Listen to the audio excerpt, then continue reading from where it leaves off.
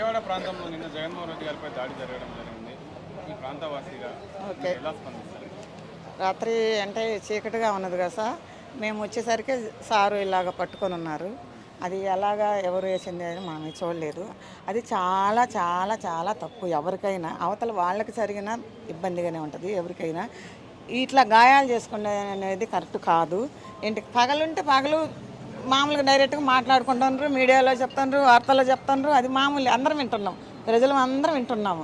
ఇప్పుడు డైరెక్ట్గా రాళ్ళు వేసి మనిషిని ఇట్లా గాయపడటం అనేది కరెక్ట్ కాదు. ఎవరైనా ఒకటే, ఇప్పుడు ఆ టీడీపీ వాళ్ళైనా వీళ్ళైనా ఎవరు గాయపడ్డా మనకు బాధే కదా. ఇప్పుడు ఓటు అనేది ఎవరు నిజం చెప్పి వేయరు, ఎవరి కడుపులో ఉండేది వాళ్ళకుంటుంది. అంతేనా? నువ్వు వేసేది నాకు చెప్తావు, నేను వేసేది నీకు చెప్పను. మన ఇంట్లో మన కుటుంబం వరకే మనకు తెలుసు. మనం ఏం పార్టీలలో తిరిగే వాళ్ళం కాదు, అది కాదు. ఒక మనిషిని గాయపరిచారంటే అందరూ మేము వచ్చేలేక జరిగిపోయింది. అందరూ చాలా చాలా చాలా అందరూ కూడా అవతల పథకపరిచే వాళ్ళను మొత్తము విమర్శించిన వాళ్ళే, అన్నోళ్ళే. దీనికి కారకులు చంద్రబాబు నాయుడు, పవన్ కళ్యాణ్, ఇక్కడ పోటీ చేస్తున్న బోండమ్మ గారు అంటున్నారు. మరి ఎంతవరకు ఇది నమ్ముతారా ప్రజలు? అది ప్రజలు నమ్ముతారో నమ్మరో. వాళ్ళు రాత్రి అందరు గోలగోలుగా పాపం అని వెళ్ళిన వాళ్ళే, కానీ మనం వాళ్ళ ఇళ్ళకి వెళ్ళి మనం చెప్పలేం కదా. ఇప్పుడు నా వరకు నేను చెప్పగలను, ప్రజల సంగతి మనం చెప్పలేం కదా. అది మాత్రం రాత్రి అలా జరగటం అనేది మోగిపోతుందండి. చింగినగర్కి వచ్చి ఇలా జరిగిందని ఇన్సాల్ట్గా ఉంటుంది. చింగినగర్లో ఇలా జరిగింది సార్ కానీ ఇన్సాల్ట్గా ఉంటుంది. మేము ఇక్కడే ఉండేది. ఎలా జరుగుతుంది? మేమే మరి పెద్ద పెద్ద వీళ్ళు అందరూ ఏమి చేయలేకపోతారు. నేను ఒకదాన్ని ఏం చేయను? ఎంతమంది ఉన్నారు సార్లు, ఏం జరిగిందో కిటికీలు తీస్తున్నారు. కానీ ఆ కిటికీలో నుంచి పత్రం ఏదొచ్చిందని చూస్తున్నారా? కిటికీలో నుంచి వస్తున్నారు, కిటికీలు తీస్తున్నారు. కిటికీలో నుంచి ఏమొచ్చిందో, ఎక్కడి నుంచి ఏమొచ్చిందో ఎవరైనా చూసారా? జగన్మోహన్ రెడ్డి గారిపై జరిగిన సంఘటన గురించి ఈ ప్రాంతవాసిగా మీరు ఎలా ఖండిస్తారు, ఎలా స్పందిస్తారు?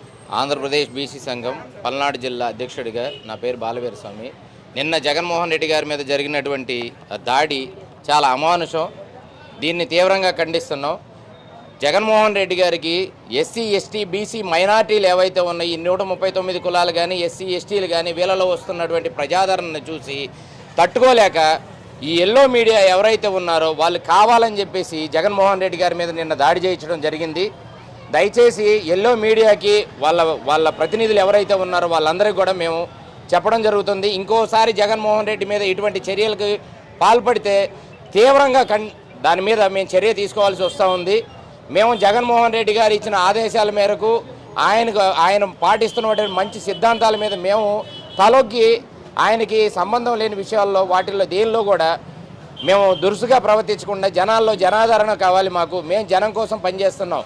జనాల్లో జగన్మోహన్ రెడ్డి గారికి ఉన్న మంచి విధానాన్ని మేము ముందుకు తీసుకెళ్లాలని ఉన్నాం. కానీ జగన్మోహన్ రెడ్డి మీద నిన్న కావాలని దాడి చేయడం జరిగింది.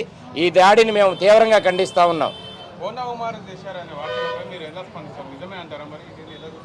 ఇది తెలుగుదేశం పార్టీకి సంబంధించినటువంటి ఎవరైతే వ్యక్తులు ఉన్నారో వాళ్ళు కావాలనే ఉద్దేశపూర్వకంగా నిన్న జగన్మోహన్ రెడ్డి గారి కాన్వాయ్ ఇటు ఎంటర్ అయ్యేటప్పుడే ముందుగానే 2-3 సార్లు కరెంటును తీసేసి పూలు చల్లుతున్న నెపంతో జనంలో నుంచి రాళ్ళు విసరటం, జగన్మోహన్ రెడ్డి గారిని దాడి చేయడం అనేది మేము ఖండిస్తూ ఉన్నాం. ఇది కావాలని ఎల్లో మీడియా చేసిన విధానమే తప్ప ఇంక వేరే ఉద్దేశం అయితే ఏం లేదు.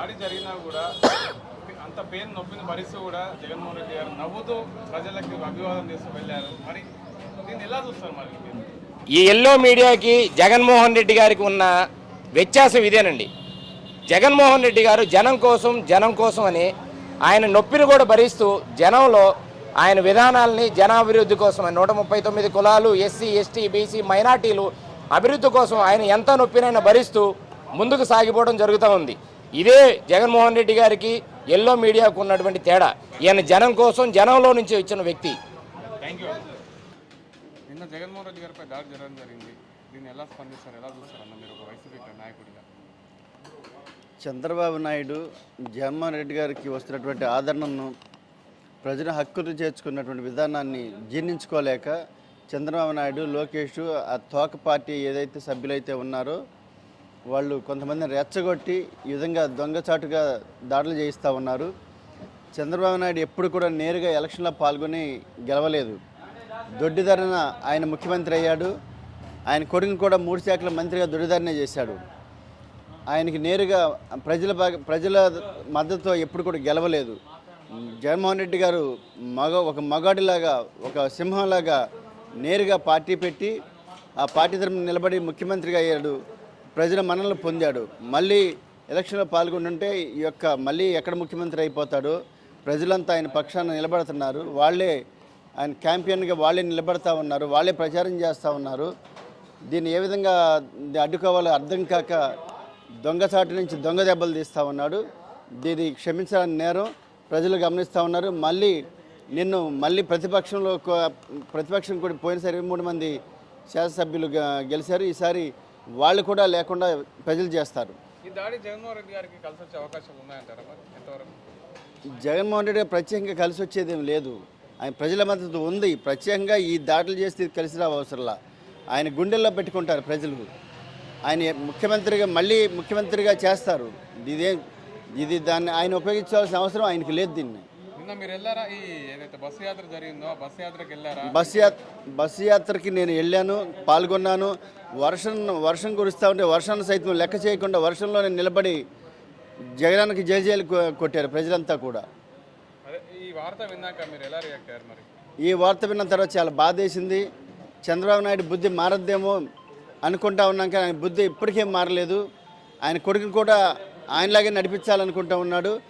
ఆయన చంద్రబాబు నాయుడు ఎట్లా విభేదిస్తూ ఉన్నారో ప్రజలు, ఆయన కొడుకుని కూడా అట్లనే విభేదిస్తున్నారు. ఆయన చేసే కార్యక్రమాలే ఆయనకి పాము చుట్టుకున్నట్టుగా చుట్టుకుంటా ఉన్నాయి. Thank you. నిన్న జరిగిన జగన్మోహన్ రెడ్డి గారిపై దాడిని ఎలా ఖండిస్తారు? వెల్లంపల్లి గారికి కూడా కొంత గాయాలు జరగడం జరిగింది.